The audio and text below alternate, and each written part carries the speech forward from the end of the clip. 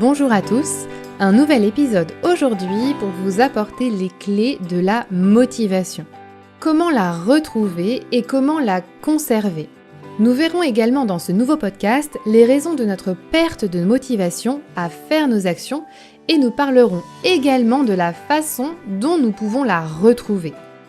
Avant cela, je me présente. Je m'appelle Alexandra Schlinger. Je suis sophrologue certifiée et formatrice au sein de l'Institut de formation à la sophrologie. J'ai créé pour vous le site Mon Programme Sophro, qui est un site dédié à la préparation mentale dans tous les domaines de votre vie. Sur ce site, vous trouverez énormément de ressources gratuites ainsi que des programmes de sophrologie qui vous permettront de reprendre la maîtrise de vos émotions.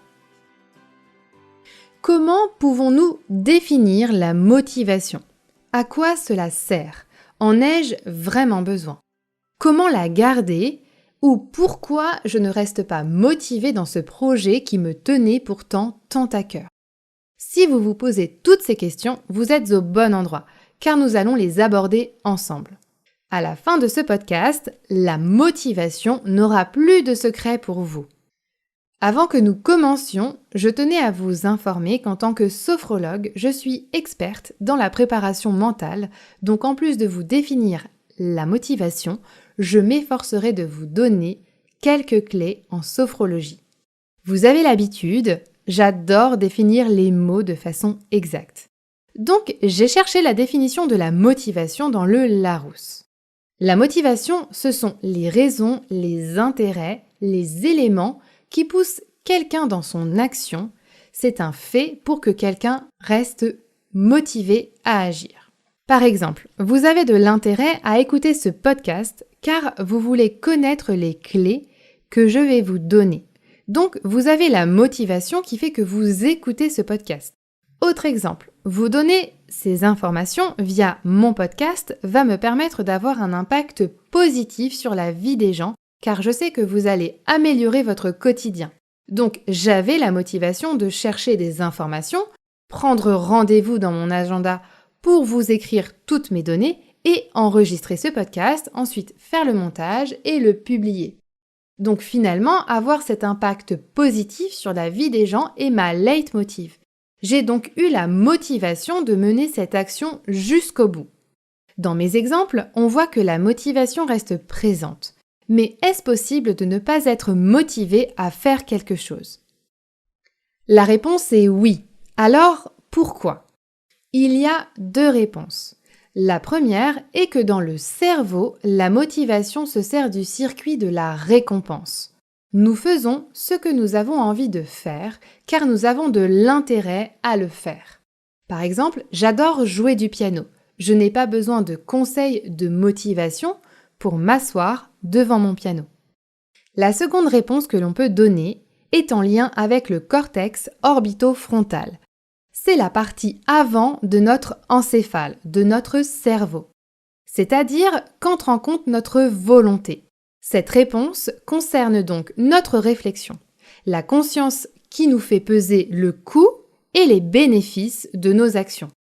Par exemple, je paye mes factures en temps et en heure pour ne pas avoir de pénalité de retard. Ou je fais les devoirs avec mes enfants pour qu'ils réussissent leur scolarité. Vous voyez, dans ces exemples, j'ai toujours un intérêt à faire les choses. Là vient la fameuse expression « quand on veut, on peut ». Cette expression est assez sévère à mon goût. Ce n'est pas parce que l'on veut que l'on peut. Parce que si on prend l'exemple de mon vécu avec le piano, j'ai 31 ans, je n'ai jamais appris la musique, sauf la flûte à bec au collège. Mes connaissances en solfège sont au niveau 0. Donc autant vous dire que je démarre. Au départ, j'ai pensé que ça allait être facile. J'ai donc acheté un piano numérique d'occasion de bon niveau. J'ai téléchargé une application de musique et je me suis dit, qu'en jouant vite fait sur l'application, j'allais pouvoir jouer à la perfection en 6 mois, 1 an. Résultat des courses, je me suis mise en difficulté. Parce qu'ayant aucune notion musicale, ma façon de faire était mauvaise. Mon problème, c'est que je n'étais pas stratégique. Du coup, j'ai perdu la motivation parce que c'était trop dur. Ma conclusion à cet instant était que je n'avais pas d'intérêt à subir le piano alors que ma vie était déjà bien remplie. Et là, vous allez me dire, pourquoi parle-t-on de stratégie dans la motivation? Continuons mon exemple. Un jour, je regardais ce fichu piano dans mon salon et je me suis dit « Alexandra, ce n'est pas possible. Je n'ai pas cherché un piano d'occasion pendant des semaines pour jeter l'éponge. Donc, comment je peux réussir à retrouver ma motivation ?» À ce moment-là, j'avais plusieurs soucis. Un problème de temps et de régularité de jeu, et un problème d'apprentissage du solfège. J'ai donc décidé d'établir une stratégie. Placer des rendez-vous piano dans mon agenda pour éviter que le piano arrive au milieu de toutes mes tâches quotidiennes et me submerge davantage.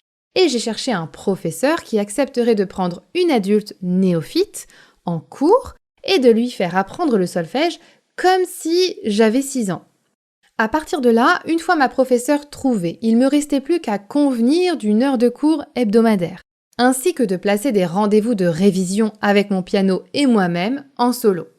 Et finalement, dès cette stratégie-là, j'ai retrouvé ma motivation et je l'ai conservée. Nous avons pris l'exemple du piano, mais ça aurait pu être la même chose avec un régime alimentaire ou même avec un cours de sport. Donc, quand il est question de motivation, il est question de stratégie, car notre cerveau, comme je vous le disais précédemment, calcule en permanence les coûts et les bénéfices. Pour le piano, mon bénéfice à moi est d'avoir un temps pour moi, et surtout de me permettre d'apprendre la musique. Même s'il y a des cours plus durs que d'autres parfois, savoir que j'apprends ce bel instrument m'épanouit. Et cet épanouissement alimente ma motivation. Maintenant que l'on a vu et compris qu'il est question de stratégie, pourquoi, même si on a une stratégie, on perd parfois notre motivation? Tout simplement à cause de la variable de temps. N'oubliez pas que la motivation use les voies neuronales de la récompense. Et comme vous le savez certainement, on adore les récompenses immédiates. Typiquement, quand j'emprunte un livre à la bibliothèque, je ne peux pas m'empêcher de l'ouvrir sur le trajet du retour car c'est ma récompense. Après avoir pris le temps de me déplacer, d'avoir cherché pendant des longues minutes, parfois des heures dans les rayons, c'est ma récompense de le lire tout de suite.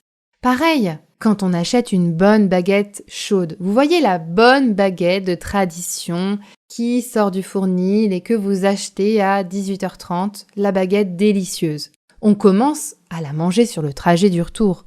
On n'arrive pas à attendre d'arriver à la maison, enlever notre manteau, enlever les chaussures, se laver les mains. Non, c'est tout de suite qu'on a envie de la manger. C'est notre récompense immédiate pour avoir fait la queue à la boulangerie.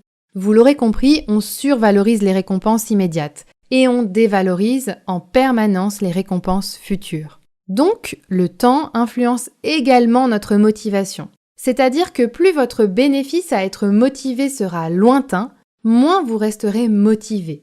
A contrario, plus vous aurez un bénéfice précoce, plus la motivation sera importante et restera constante. Nous comprenons donc qu'il faut se placer des challenges avec des délais faisables. Par exemple, mon objectif pour le piano cette année est de maîtriser le solfège et savoir dissocier mes deux mains. J'adore Schubert, Chopin, mais je sais que cette année, ça ne sera pas faisable. Je reste donc mesurée dans mon objectif pour pouvoir rester motivée. Après toutes ces explications et ces illustrations, quels sont les 2 conseils pour garder une motivation? Le premier conseil est d'être stratégique, c'est-à-dire de prendre le temps de réfléchir pour aborder votre action à faire. Cette réflexion va vous permettre de mettre en place votre façon d'aborder l'action et le sens dont il faudra l'aborder. Le deuxième conseil que je vous propose est d'établir un délai faisable. Même si vous arrivez à faire en moins de temps l'action que vous envisagez, vous arriverez à en dégager de la fierté et de l'estime pour vous. Donc, vous serez gagnant quoi qu'il arrive. Soit vous aurez respecté votre délai et vous serez resté motivé toute la journée, donc vous serez fier de vous, fier d'avoir réussi à mener cette action jusqu'au bout, soit vous la terminerez plus vite et donc votre fierté sera décuplée. Vous serez gagnant quoi qu'il arrive. En sophrologie, lorsque l'on fait un protocole de préparation mentale ou d'amélioration du quotidien en rapport avec la motivation, on établit toujours un délai faisable avec nos clients. C'est-à-dire que le délai est soit limité par une date précise, soit par un nombre de semaines avant un événement qu'on estime, typiquement un accouchement. Côté stratégie, c'est au départ le savoir-faire du sophrologue, car c'est le protocole de sophrologie et la façon de transmettre les outils qui constituent en grande partie notre stratégie. Le dernier aspect de la stratégie est côté client concernant les rendez-vous avec le sophrologue et la répétition des exercices à la maison. Finalement, c'est un petit peu comme mes cours de piano. Il y a la stratégie de mon professeur pour me transmettre la façon de jouer et il y a également la stratégie de moi, l'élève, pour pouvoir mettre en place ces conseils-là et faire l'ensemble de mes devoirs pour pouvoir progresser. Donc, en sophrologie, les clés, c'est également la régularité avec des objectifs faisables. Donc maintenant, pour l'ensemble de vos actions, à vous de songer aux stratégies que vous avez à mettre en place et surtout les délais impartis pour pouvoir rester motivé. Souvenez-vous à l'école, quand nous avions 2 heures pour faire un DM de maths, nous avions 2 heures. Pas 1 minute de plus et pas 1 minute de moins. On était donc motivé à tout faire en 2 heures. Même si nous avions fini en avance, que nous avions 10 ou 15 minutes de relecture, nous avions la chance de pouvoir améliorer notre note. C'est exactement la même chose avec le monde des adultes. Quand vous avez un délai à respecter, vous savez qu'il faut rester motivé tout du long. Et vous êtes d'autant plus fier quand vous parvenez à réaliser votre action avec le moins de temps que vous aviez estimé. Donc, ces conseils-là peuvent être mis en place dans tous les domaines de votre vie et à tous les âges de notre vie. Aussi bien petit que grand, nous pouvons tous rester motivés. Donc, j'ai envie de vous dire à vous de jouer. Pour faire un protocole de sophrologie personnalisé, vous pouvez me consulter dans mon cabinet ou en visio en cherchant sur Doctolib Alexandra Schlinger. En attendant, je vous souhaite de passer une excellente journée. N'hésitez pas à réfléchir à vos stratégies pour pouvoir rester motivé, car prendre du temps dans la réflexion pour aborder une action en fait souvent gagner à la finalité. N'oubliez pas de prendre soin de vous et de vous consacrer du temps. C'était Alexandra Schlinger, votre sophrologue pour mon programme Sophro.